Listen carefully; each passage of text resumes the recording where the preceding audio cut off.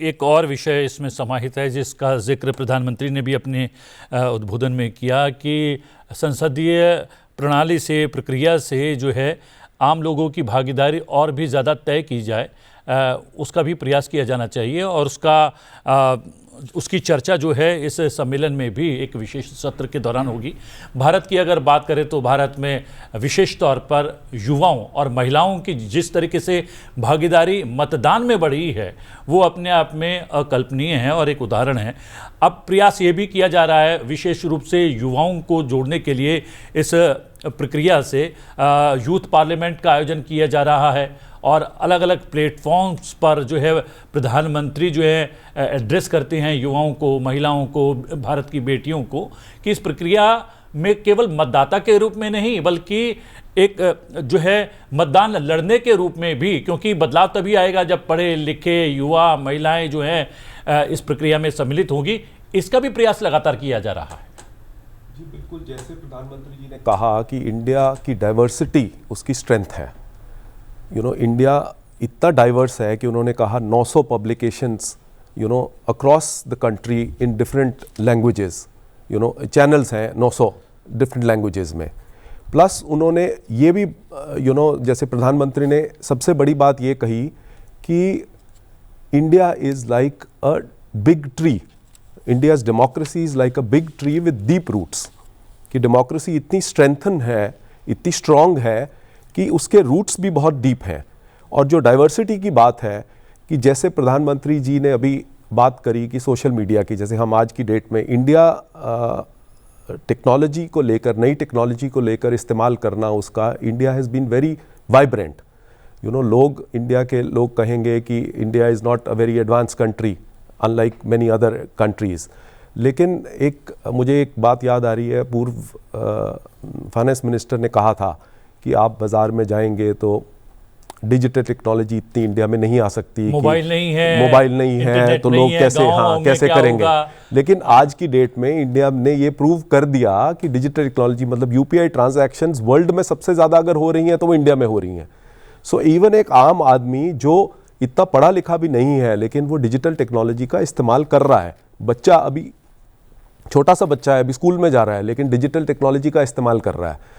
सो जो आज की ये जो कॉन्फ्रेंस है, जो 28th ये कॉन्फ्रेंस है speakers and presiding officers of the Commonwealth, इसमें सबसे बड़ी बात ये है कि use of social media, use of artificial intelligence for improving efficiency, transparency and public engagement. जैसे आपने कहा public engagement, prime minister Modi has been the biggest user of public engagement through the social media.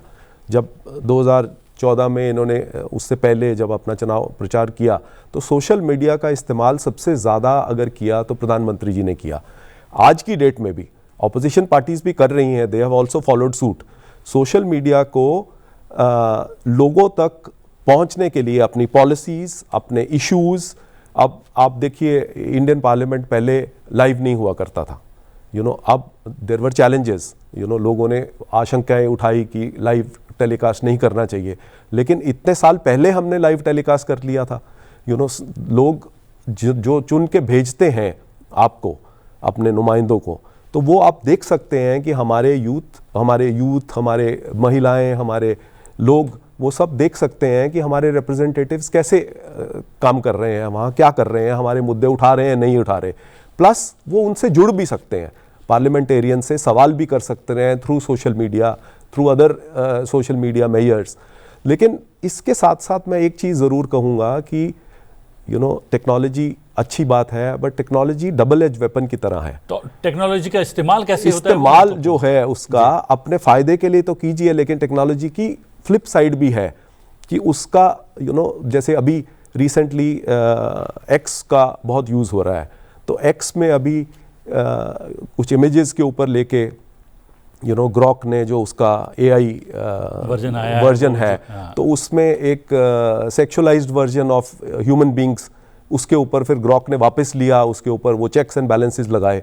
तो ये सब चीज़ें बहुत important हैं कि आप टेक्नोलॉजी को कैसे इस्तेमाल करते हो, और जो चेक्स एंड बैलेंसेस और लॉज बड़े इंपॉर्टेंट हैं कि वो उसको चेक में रख सकें। जी, वैसे तो केंद्रीय कक्ष में जो इनॉग्रल जो पूरा कार्यक्रम रहा उसकी लाइव जो है कवरेज हम लगातार आपके साथ साझा कर रहे थे। प्रधानमंत्री ने क्या कुछ कहा, उनके कहे बिंदुओं पर हम लोग यहाँ पर चर्चा कर रहे हैं।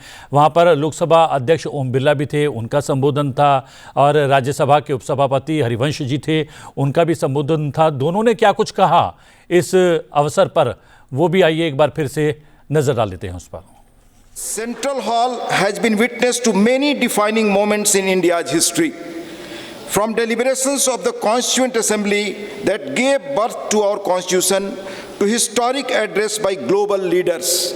It's therefore especially meaningful that this hall today hosts distinguished custodians of parliamentary democracy from across the world. India's parliamentary system draws strength from age-old tradition of dialogue, debate, and dissent. Values that are central to a true democracy. Representative and deliberative bodies of India have existed and flourished for millennium.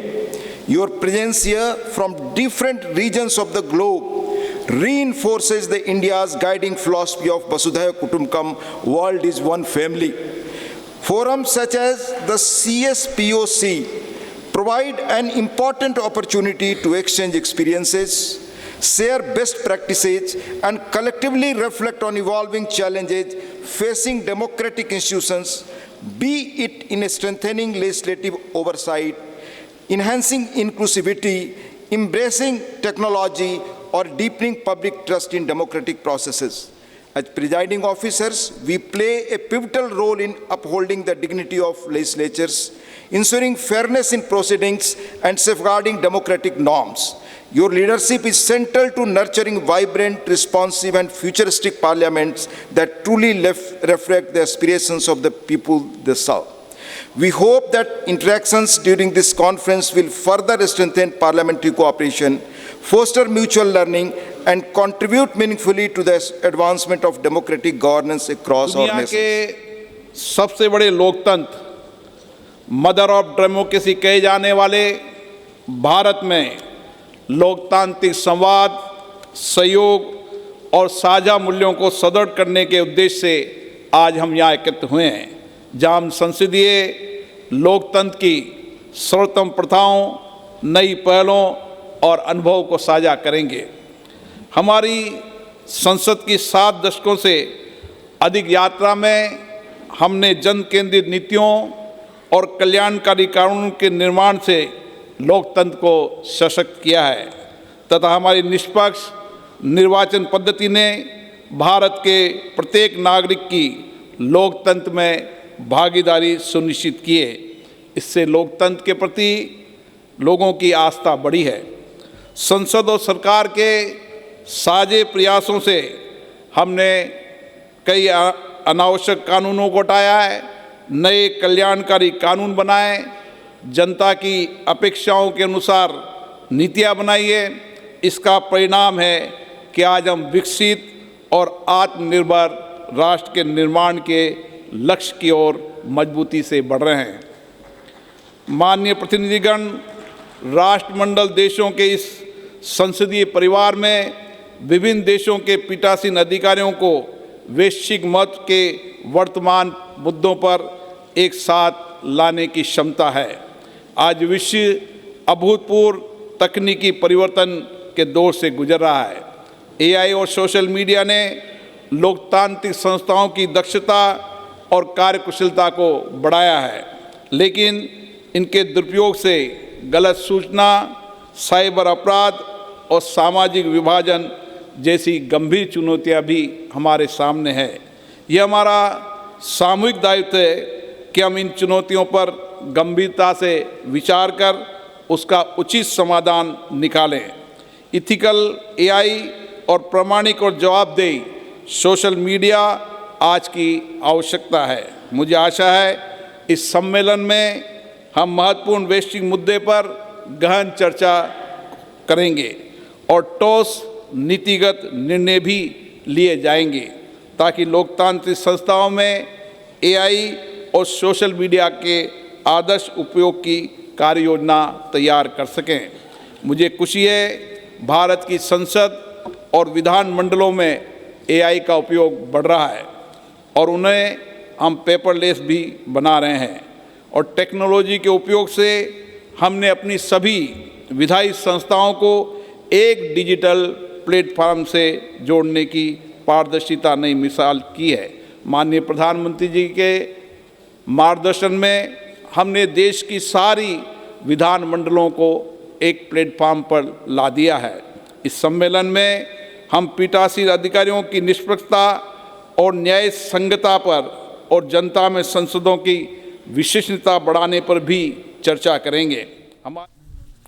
हमारे साथ एक और विशेषज्ञ मेहमान सर्जना शर्मा भी वरिष्ठ पत्रकार जुड़ गई हैं। आपका बहुत बहुत स्वागत है। यहाँ पर प्रधानमंत्री का आपने संबोधन देखा, अपने लोकसभा अध्यक्ष ने क्या कुछ कहा और हरिवंश जी ने क्या कुछ इस जो है शुभारंभ के अवसर पर कहा। यहाँ पर अभी जो बिंदु थे वो तो ज़्यादातर ये थे कि लोकतांत्रिक व्यवस्था में हम लोगों का विश्वास और अधिक मजबूत हुआ है, बहाल हुआ है, इसका विस्तार हुआ है और मतदान की जो पारदर्शी जो व्यवस्था है उससे मतदाताओं की संख्या विशेष रूप से युवाओं की और महिलाओं की लगातार बढ़ी है। इस पर ज़्यादा विचार किया है। लेकिन इसके बाद जब अलग अलग सत्र आयोजित होंगे उसमें जो है नए नए विषय आएंगे, उसके बाद एक स्वरूप बनेगा कि संवेद रूप से जो कॉमनवेल्थ देशों की संसद हैं, संसद के अध्यक्ष हैं, पीठासीन अधिकारी हैं, वो मिलकर क्या कुछ पूरे जो है CSPOC परिवार को किस तरीके से मजबूत बनाते हैं और वहाँ पर लोकतांत्रिक व्यवस्था को कितना और ज़्यादा पारदर्शी बनाते हैं। प्रतिबिंब जी, आपने अभी प्रधानमंत्री जी ने हमारी जो स्पीच दी है, आपने अगर उनका भाषण जो मैंने सुना उसमें उन्होंने कहा है कि कॉमनवेल्थ की जितनी टोटल जनसंख्या उसका 50% आबादी भारत में रहता है जी।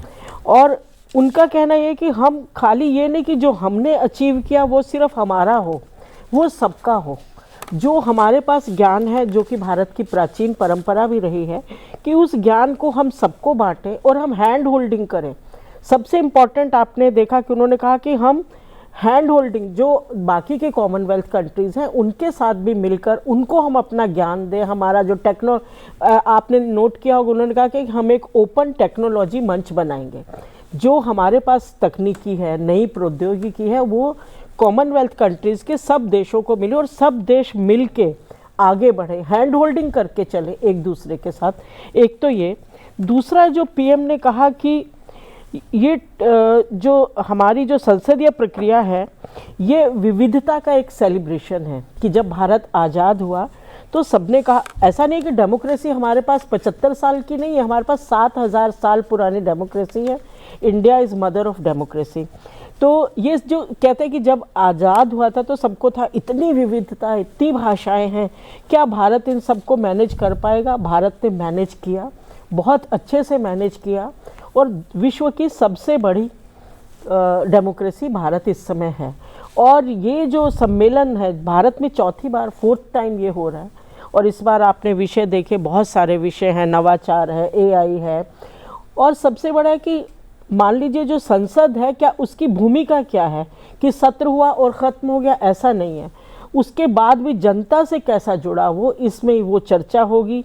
AI का प्रयोग कैसे हो, उस पर चर्चा होगी। और उसके बाद जो संसद भवनों में, विधानसभाओं में जो स्टाफ है उसकी वेलबींग कैसे हो, ये एक बहुत मानवीय पहलू रखा गया है जो कि शायद कोई और ना सोचता इस विषय में, लेकिन स्टाफ के बारे में भी सोचना, उनके कल्याण के बारे में सोचना और लोक कल्याण की भावना के साथ संसद का काम करना, ये सबसे बड़े मुद्दे इस बार रखे गए। और प्रधानमंत्री जी ने इसको रेखांकित भी किया अपने भाषण में। और जो बाकी के देश हैं, और साथ में उन्होंने अपना ये नहीं कहा कि सीखो नहीं कहा, उन्होंने कहा सीखने और सिखाने का ये मंच है कि हम भी उनसे सीखेंगे। ऐसा नहीं है कि हम ही उनको सिखाएंगे, हम भी सीखेंगे। तो ये जो मोडेस्टी, जो विनम्रता भारत की है, संस्कारों में है, भारत के रगों में है, प्रधानमंत्री जी ने भी कहा, तो हम सीखेंगे भी और सिखाएंगे भी। जी हाँ, सुरेंद्र नाथ जी, एक तरफ जो है हम देख रहे हैं कि जो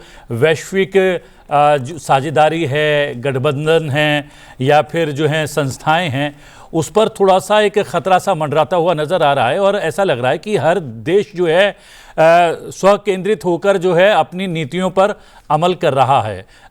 दूसरी तरफ भारत की पारंपरिक जो है नीति रही है पूरे विश्व को एक कुटुंब, एक परिवार मानने की।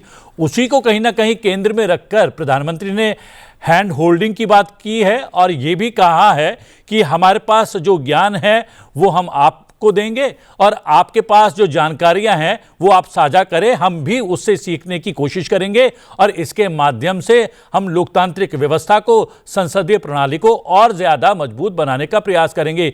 एक एजेंडा कह सकते हैं प्रधानमंत्री ने अपने संबोधन के द्वारा सेट कर दिया इस सम्मेलन का। देखिए, जब हमारे भारत के प्रधानमंत्री जब किसी विषय पर बात करते हैं, आज विश्व सुनता है उनको। कारण हमारे पास विश्व को चलाने का, संसार को चलाने का, डेमोक्रेटिक सिस्टम को चलाने का, पार्लियामेंट्री सिस्टम चलाने का न एक सशक्त उदाहरण है बल्कि एक रोल मॉडल है। जब हम कहते हैं सबका साथ या सबका विकास या सबका विकास, तो हमारे पास लोगों को सीखने के लिए कुछ है और हमने भी सीखा हुआ है। और कॉमनवेल्थ, एक जमाना था कि हमारे पास कॉमनवेल्थ का शासन था, आज हमने कॉमन कुछ नहीं, आज कॉमन है तो खाली पार्लियामेंट्री सिस्टम है, बल्कि wealth has become national property. तो आज कॉमनवेल्थ के नाम पर हम एक ये खाली हम एसोसिएशन है पार्लियामेंटेरियंस का, लेकिन जो lot of things which are common जिसकी हम बात करते हैं, आपने उस पर कहा भी कि हम उस पर कुछ कर सकते हैं क्या। उस पर सबसे बड़ा उदाहरण यही है कि भारत ने जो मॉडल दिखाया है कि डेमोक्रेसी कैन डिलीवर, उसकी बात हम कर रहे थे। आज विश्व चारों तरफ खड़बंडल मचा हुआ कि जिसको देखो वही अपना रोल बना रहा है। Rule based order is breaking, on the other hand rule by order is coming up. ऐसे विश्व में अगर भारत सर्वमंगल मांगल्य की भावना, विश्व वसुधैव कुटुंबकम की भावना और सबका साथ सबका विकास की भावना, मिनिमम गवर्नमेंट मैक्सिमम गवर्नेंस की बात करते हैं, रिफॉर्म परफॉर्म ट्रांसफॉर्म और इन्फॉर्म की बात करते हैं, और a parliament that can deliver laws, that can remove laws which are not relevant, that can put public concerns into debate and discussion। तो ऐसा उदाहरण इतनी डाइवर्सिटी में बहुत कम मिलेगा। तो रूल बेस्ड ऑर्डर की स्थापना करना, उसका एक लिविंग मॉडल बनना, और दूसरा टेक्नोलॉजी का, जैसा कि आपने देखा कि स्पीकर साहब ने, वाइस डिप्टी चेयरमैन राज्यसभा ने या माननीय प्रधानमंत्री ने स्वयं इसका जिक्र किया, माननीय स्पीकर ने भी कहा, लोकसभा के स्पीकर ने, आज हमारे सारे जो स्टेट की विधानसभा हैं एक सिंगल प्लेटफॉर्म पर आ चुके हैं। हर साल लगभग 1.5 लाख क्वेश्चन हमारे पार्लियामेंट और असेंबली में पूछे जाते हैं, लगभग 900 के आसपास बिल्स पास होते हैं, अमेंड होते हैं, नया काम होता है, 700 से ज्यादा कमेटी रिपोर्ट्स आती हैं। ये इतना कंडेंस्ड विजडम है कि किसी रिसर्चर के लिए, किसी भी भारतीय के लिए, एकेडमिक इंस्टीट्यूशन के लिए इतना मटेरियल वहां पर मिलता है। तो democracy can work, democracy can deliver and democracy can become a model for delivering development.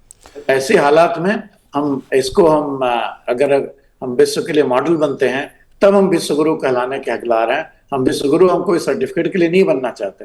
हमारे पास विश्व को चलाने के एक अल्टरनेटिव मॉडल है, जैसे चाहे वो गांधी जी का असहयोग आंदोलन हो, या हम शांति के साथ विकास चाहते हैं, हम कभी किसी के टेरिटरी में आक्रमण नहीं करते, लेकिन हमारे पर आक्रमण कोई करे उसका मुंह तोड़ जवाब भी देंगे, जैसे हमने दिखाया है।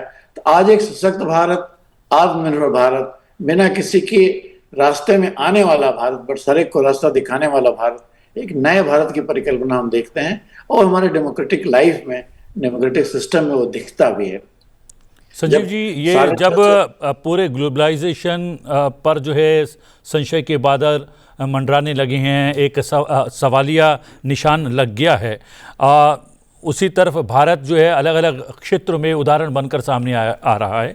आर्थिक प्रगति की बात हो तो सबसे तेज गति से आगे बढ़ती हुई, प्रगति करती हुई हमारी आर्थिक व्यवस्था है। अगर बात करें तकनीक की, डिजिटल बनाने की, तो उस क्षेत्र में भी भारत जो है बहुत कुछ करके दिखा रहा है। लेकिन क्या इस सम्मेलन के माध्यम से जो है कि आशा कभी समाप्त नहीं होती है साथ काम करने की, सहयोग की, वो भी कहीं ना कहीं एक संदेश जा रहा है, एक बड़ा संदेश जा रहा है इस पूरे सम्मेलन से? जी बिल्कुल, कि ये सम्मेलन इसीलिए किया जा रहा है कि जो इस सम्मेलन से डिस्कशंस के दौरान जो निकल के आए वो सारे कॉमनवेल्थ के पार्लियामेंट्स में इम्प्लीमेंट हो, पार्लियामेंटेरियंस में इम्प्लीमेंट हो। लेकिन एक चीज़ मैं बताना चाहूँगा कि ये जो यूज़ ऑफ न्यू टेक्नोलॉजी है, इसमें इंटर पार्लियामेंट्री यूनियन, एक सारे पार्लियामेंट्स की एक यूनियन है अक्रॉस द वर्ल्ड, उसने ये आशंका भी जताई है कि सिस्टम्स हमारे जैसे यूज़ ऑफ टेक्नोलॉजी में कोई बायस्ड ओपिनियन ना आए, बायस्ड और फॉल्स इन्फॉर्मेशन ना आए, तो उसमें ट्रेनिंग और ह्यूमन चेक बहुत ज़रूरी है उसके ऊपर। और इंटर पार्लियामेंट्री यूनियन ने ये भी कहा कि यूज़ ऑफ टेक्नोलॉजी मतलब डेमोक्रेटिक प्रोसेसेस को रिप्लेस ना करे, उसको ऑगमेंट करे, मतलब उसमें जो एग्जिस्टिंग डेमोक्रेटिक सिस्टम्स हैं उसको स्ट्रेंथन करे, उसको रिप्लेस ना करे, क्योंकि हम टेक्नोलॉजी को हम ड्राइव करें, टेक्नोलॉजी हमें ड्राइव ना करे। ये बहुत इंपॉर्टेंट बात है।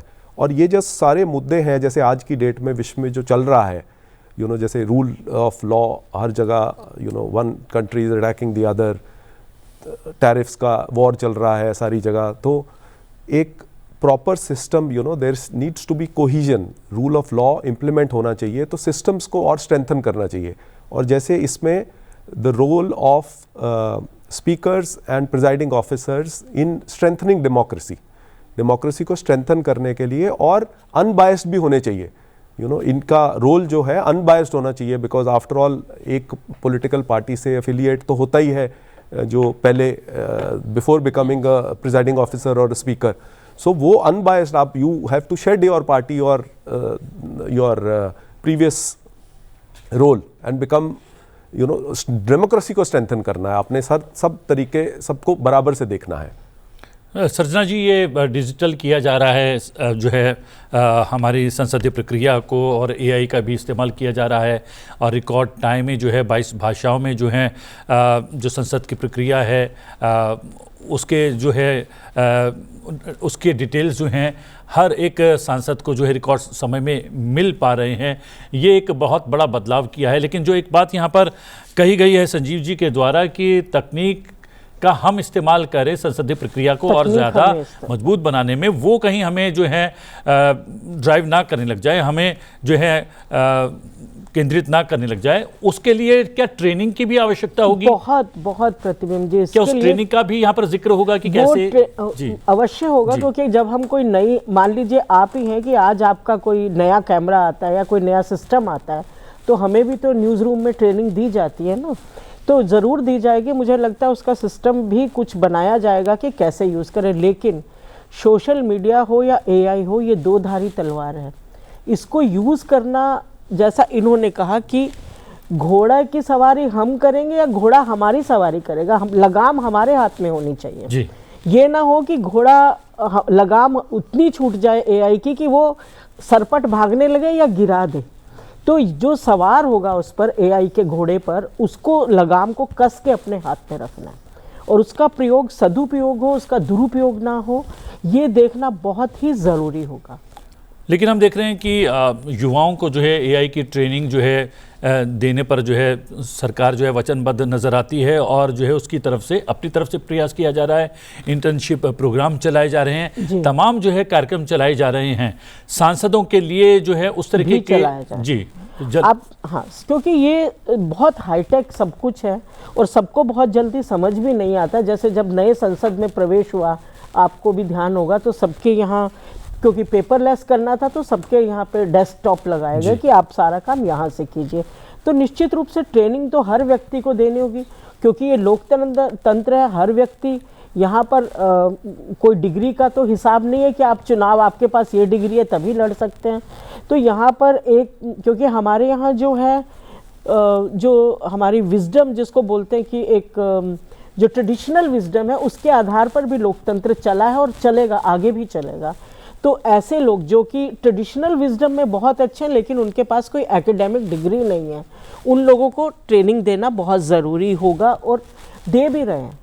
और यहाँ पर एक बात और चली है सुरेंद्र नाथ जी, जिसका जिक्र लोकसभा अध्यक्ष ने भी किया है, और यहाँ पर जो है जो सत्र के विषय रखे गए हैं उसमें वो भी है कि जो लोकतांत्रिक व्यवस्था है वो तभी मजबूत होती है जब संसद की कार्रवाई पारदर्शी हो, और संसद जो है पारदर्शी हो, उसकी कार्रवाई और व्यवस्था जो है वो नियंत्रित हो, उसका जो है सबसे ज़्यादा जो है पीठासीन अधिकारी और लोकसभा के अध्यक्ष जो होते हैं उनकी जिम्मेदारी होती है। क्या उनकी जिम्मेदारी यहाँ पर नए सिरे से तय करना या फिर जो है कॉमनवेल्थ देशों की संसदों के पीठासीन अधिकारी और अध्यक्ष जो हैं जिस प्रकार से अपने यहाँ पर संसद की कार्रवाई चला रहे हैं उसका जो है कार्रवाई का कुछ आदान प्रदान होगा तो ये पारदर्शिता और ज़्यादा बढ़ेगी संसदीय कार्रवाई में? नहीं, आपने सही प्रश्न किया कि अगर बहुभाषी भारत है या बहुत डाइवर्सिफाइड इंडिया है या और सारे कंट्री है जहाँ की बहुत सारी भाषाएं हैं, बहुत कम कंट्री है जहाँ 22 भाषाएं एक साथ बोली या उनके में काम होता है।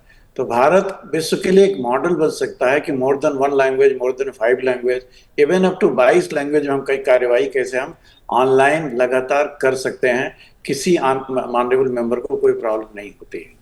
दूसरा, आपने कहा कि रूल बेस्ड ऑर्डर से अगर हम ऑर्डरली पार्लियामेंट्री सिस्टम की बात करते हैं तो प्रिसाइडिंग अफसर का रोल क्या होता है कि सरकार अपनी बातें कह सके, विपक्ष अपनी बातें सुना सके। जैसा कि हमारे भूतपूर्व उपराष्ट्रपति महोदय वेंकैया नायडू जी कहते थे कि government should have say but opposition should have say but government must have its way. तो प्रिसाइडिंग अफसर की ड्यूटी का जो रोल होता है बहुत ही महत्वपूर्ण हो जाता है। तो किस विधानसभा में, किस राज्यसभा में, किस लोकतंत्र में, किस लोकसभा में, किस हाउस ऑफ रिप्रेजेंटेटिव में, किस हाउस ऑफ या सेनेट में, जो विश्व के विभिन्न प्रकार के स्ट्रक्चर्स हैं उनको चलाने के कितने तरीके हैं, इसमें खासतौर से लीडरशिप रोल होता है, किस तरह सबको लेके चला जाए।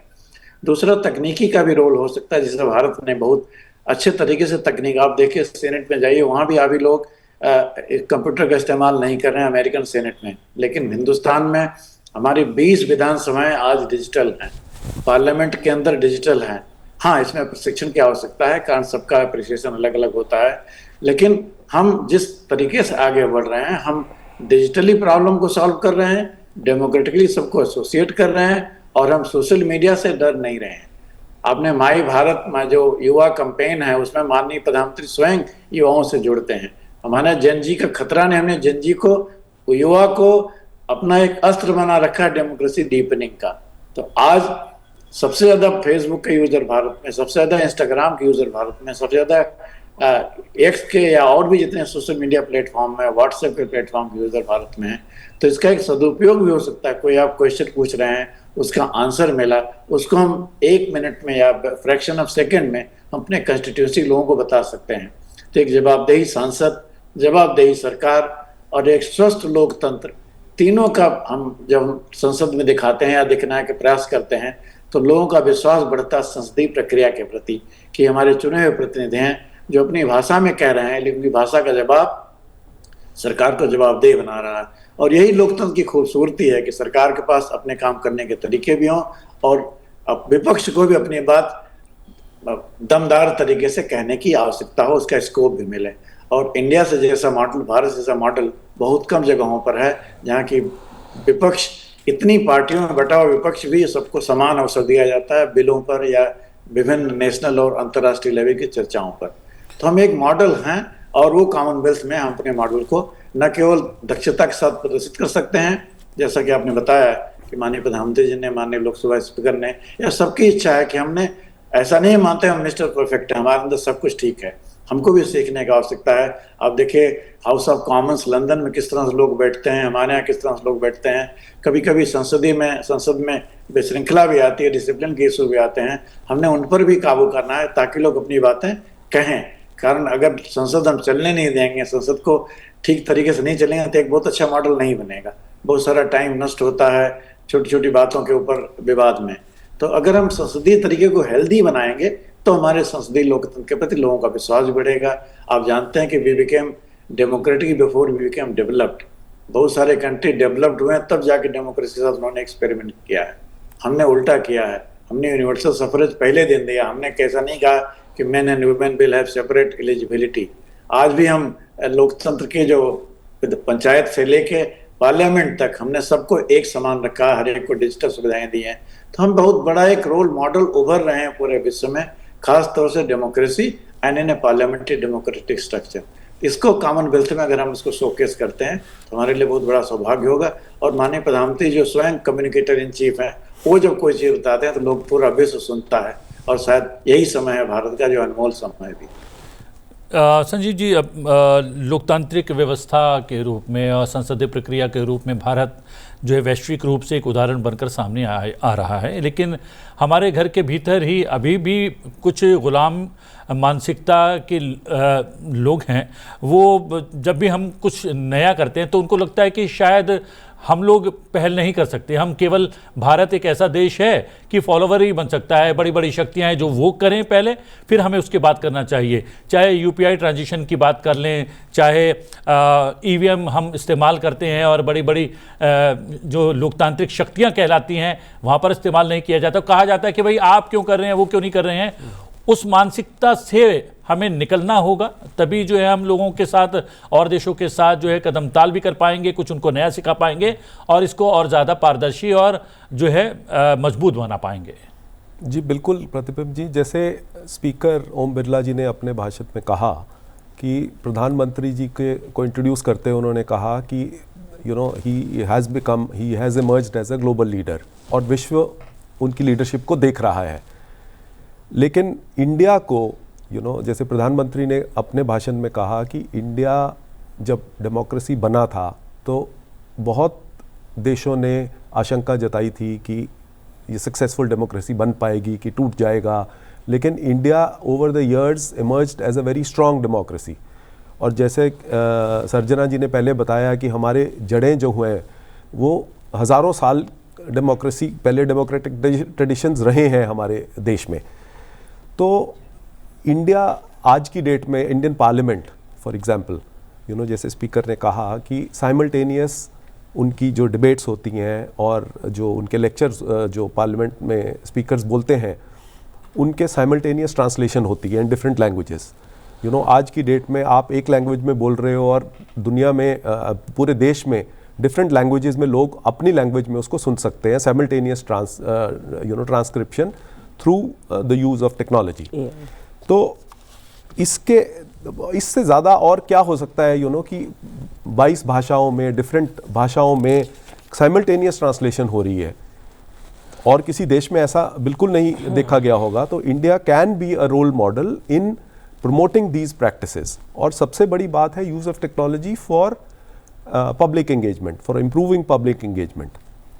आम लोग इंडिया की पॉपुलेशन जितनी है उस हिसाब से अगर पब्लिक एंगेजमेंट बढ़ जाए पार्लियामेंटेरियंस के साथ, इलेक्टेड रिप्रेजेंटेटिव के साथ, तो और सक्सेसफुल होगा democratic traditions will improve further, democracy strengthen होएगी और ease of living for common people, उनके लोगों की परेशानियां दूर होंगी, जल्दी होंगी through the use of social media, through more interaction.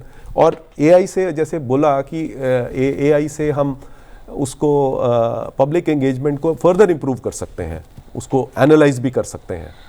लेकिन जैसे कहा कि ट्रेनिंग, एथिकल ट्रेनिंग की बहुत आवश्यकता होगी पार्लियामेंटेरियंस को भी और पब्लिक रिप्रेजेंटेटिव्स को, और इसके अलावा ह्यूमन ओवरसाइट बहुत ज़रूरी है यूज़ ऑफ टेक्नोलॉजी में। ये बात बार बार उठ रही है, पता नहीं इस सम्मेलन में इस बिंदु पर कोई विचार होगा कि नहीं कि वैश्विक स्तर पर जो चुनौतियाँ पैदा हो रही हैं और बहुत बड़ी शक्तियां भी और छोटी शक्तियां भी जो हैं कहीं ना कहीं असंतुलन पैदा करने का प्रयास कर रही हैं और सब अपना अपना देखने लगे हैं, उसमें से एक विचार क्या इस सम्मेलन से कुछ निकल सकता है क्या? देखिए, मैंने जो एक चीज़ देखी है कि जब G20 हुआ, हमारे जो प्रधानमंत्री हैं वो एक जो भी इवेंट है बड़ा, और हमें एक अवसर मिला, जैसे हमें G20 की प्रेसिडेंसी मिली, तो उसको सिर्फ हमने इसलिए नहीं कि चलो आए, बात की, ख़त्म कर दिया। आपने देखा, आप तो खुद कला संस्कृति से आते हैं, आप जुड़े हुए हैं इन सब चीज़ों से, कि